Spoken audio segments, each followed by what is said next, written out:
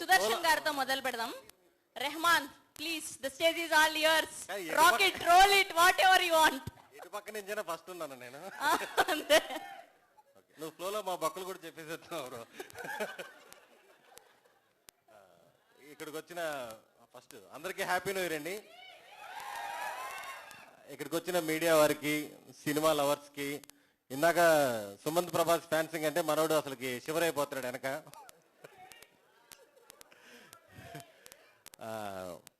మొదటగా నా character director చెప్పినట్టు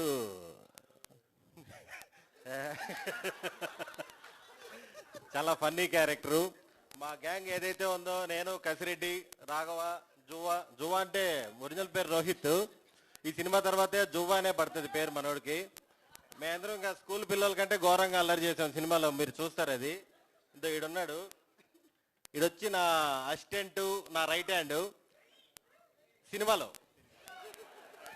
off screen director assistant, sorry director right hand. వాళ్ళకి 15 సంవత్సరాల నుంచి ఫ్రెండ్షిప్.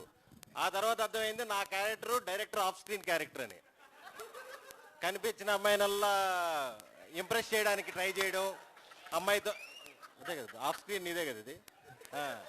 సినిమాలో ఏంటంటే నేను ఒక 10-15 మంది అమ్మాయిలతో మాట్లాడుతుంటాను, ఇంప్రెస్ చేస్తుంటాను.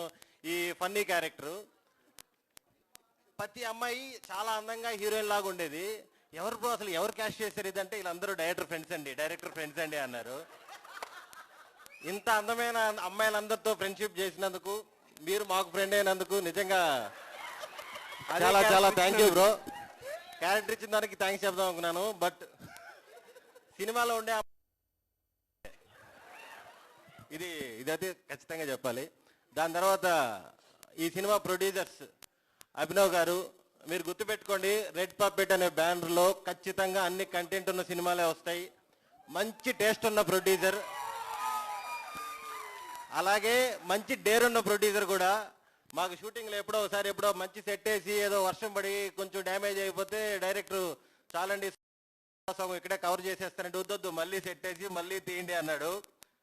చాలా మంచి ప్రొడ్యూసరు. ఏదో పొలాల రేట్లు పెరిగాయని ప్రొడ్యూసర్ అవ్వలేదు అతను, మంచి ఫ్యాషన్ మీద ప్రొడ్యూసర్ అయ్యాడు.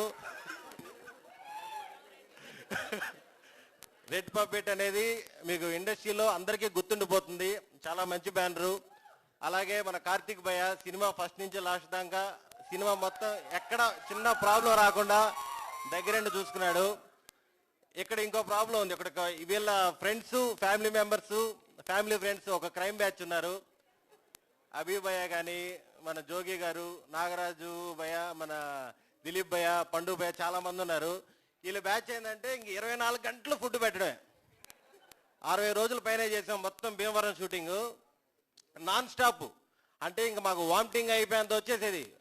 వామిటింగ్ అయ్యేదానికి ఎందుకు తిన్నావు అంటే, ఇప్పుడు దిలీప్ భయ్య ఉంటాడు చిన్నపాటి రౌడీ షీటర్ లాగా, ఏమి ఎందుకు తిన్నావు, తిను, నేను ఫ్రెష్గా పట్టుకొచ్చాం రొయ్యలు, తిను.